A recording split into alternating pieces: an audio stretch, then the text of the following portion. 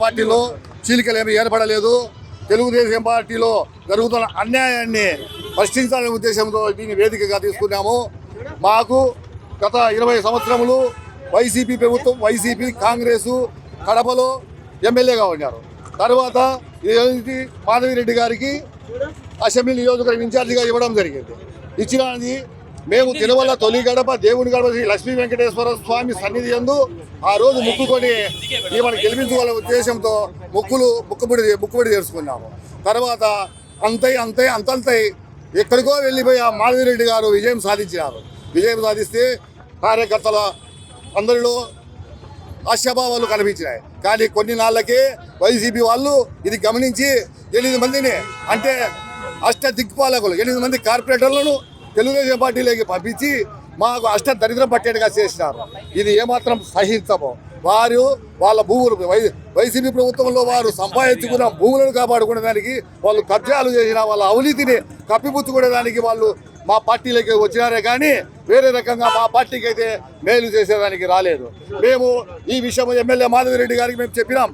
అమ్మా, మనము దేవుని గడపలో మనం ప్రచారం మొదలుపెట్టి గెలిచినాం. ఆమెకు ముక్కుబడి, దేవునికి 1,110 టెంకాయలు కొట్టి ముక్కుబడి కూడా తీసుకున్నాము. తర్వాత ఈ వైసీపీ వాళ్ళు మన మీద కుట్ర పండినారు, మనం నాశనం ఆర్థికంగా మనం అనగదొక్కుతున్నారు అంటే కూడా ఆమెకు ఎక్కలేదు. అంటే ఆమెను మేము తప్పులు పట్టడం లేదు, మాకు జరుగుతున్న అన్యాయానికి వినే వాళ్ళు లేరు. అధిష్టానం దృష్టికి ఏ రకంగా తీసుకుపోవాలో మాకు తెలియక ఒక ప్లాట్ఫామ్ మాకు కావాలనే ఉద్దేశంతో పుత్తా నరసింహారెడ్డి గారికి పోదామని చెప్పి కార్యకర్తలందరం నిర్ణయించుకోవడం జరిగింది. ఆయన అడిగినాము, నా కాడికి వైసీపీ వాళ్ళు ఎవరు రావద్దు, తెలుగుదేశం వాళ్ళు అయితే మీ సమస్యలు నేను చంద్రబాబు నాయుడు, లోకేష్ దృష్టికి తీసుకుపోతా, మీకు న్యాయం చేస్తాము, అట్లయితే నా కాడికి రాండి అన్నాడు. కానీ మా ఉద్దేశం ఏమిటంటే వీళ్ళను పుత్తా నరసింహారెడ్డి గారిని మరియు శ్రీనివాసరెడ్డి గారిని, మాధవిరెడ్డి గారిని రిక్వెస్ట్ చేసుకొని కడప డివిజన్లో 50 డివిజన్లో కూడా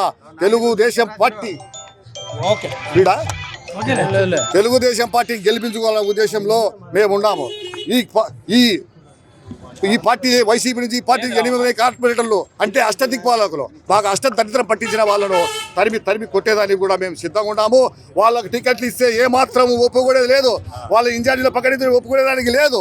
నేను వీలైతే ఈ లక్ష్మీ వెంకటేశ్వర సన్నిధిలో అమరణ తీసి కూర్చుంటాం. మా కార్యకర్తల, తెలుగుదేశం కార్యకర్తల ఆశీర్వాదములతో ఎమ్మెల్యేకి చెప్పినాం. వినలేదు. వాళ్ళు కావాలా, మాకంతా వైసీపీ వాళ్ళు కావాలి, తెలుగుదేశం వాళ్ళు వైసీపీ వాళ్ళు ఉంటేనే మనము ఇక్కడ కార్పొరేటర్లో గెలిచగలుగుతామనే వాళ్ళ భావన ఉన్నది. కానీ వాళ్ళకి అర్థమవుతుంది, అందరం ఒక తాటిపైకి వస్తాము. మరి మేమైతే మాలలో అయితే చీలికలేం లేవు, మీరు ఒకటి అని వేరే రకంగా తీసుకోకుండా కమలాపురం మాకు ఒక ప్లాట్ఫారం కావాలా. మా గోడు వినే వాళ్ళు లేరు కాబట్టి ఈ నియోజకవర్గంలో నేను పనిచేసేదానికి లేదని నరసింహారెడ్డి చెప్పడం జరిగింది. చెప్పడం జరిగితే ఏం చేయాలా, మా పరిస్థితి ఏంటంటే, సరే వైసీపీ వాళ్ళకైతే నేను సాయం చేయను, నేను వచ్చే తెలుగుదేశం వాళ్ళు పూర్తి తెలుగుదేశం వారైతే నేను చెప్పగలుగుతాను, చంద్రబాబు నాయుడు కాకుండా చెప్పుకొని మీ రిక్వెస్ట్ ఆయన దృష్టికి తీసుకుపోతాను అన్నాడు. మమ్మల్ని విజయవాడకు తీసేపోయేదానికి కూడా ఆయన సిద్ధంగా ఉన్నాడు. అది కూడా జరుగుతుంది. మేమైతే ఒకటే చెప్తున్నాము, ఈ వైసీపీ వారిని ఇక్కడి నుంచి లేకుండా, తెలుగుదేశం పార్టీలో లేకుండా తరివేసి మా తెలుగుదేశం కార్యకర్తలు సీట్లు ఇప్పించుకొని 50 డివిజన్లలో గెలుస్తామని నమ్మకం మాకుంది. ఆ విధంగానే దానికోసమే ఇప్పుడు ఈ కార్యక్రమం జరపడం కూడా ఇది మొదటి అడుగు. ఇది మొదటి అడుగు. మళ్ళా రెండో విడత కూడా ఇట్లా జరుగుతాయి. చాలా మంది ప్రభుత్వం చాలా ఇంకా ఎక్కువ ఈ రోజుగా రావాల్సింది, 60-70 వాహనాల్లో పోవాల్సింది. వాళ్ళు కొంతమంది మాకు అలా ఒక శకుడు ఉన్నాడు, చిన్నచౌకులో ఒక కార్యాలయాన్ని స్థాపించినాడు, మాధవిరెడ్డి గారి కార్యాలయం అని. వీళ్ళేదో దందాలు చేస్తున్నారు, కబ్జాలు చేస్తున్నారని ఆ కార్యాలయం తొలగించడం జరిగింది.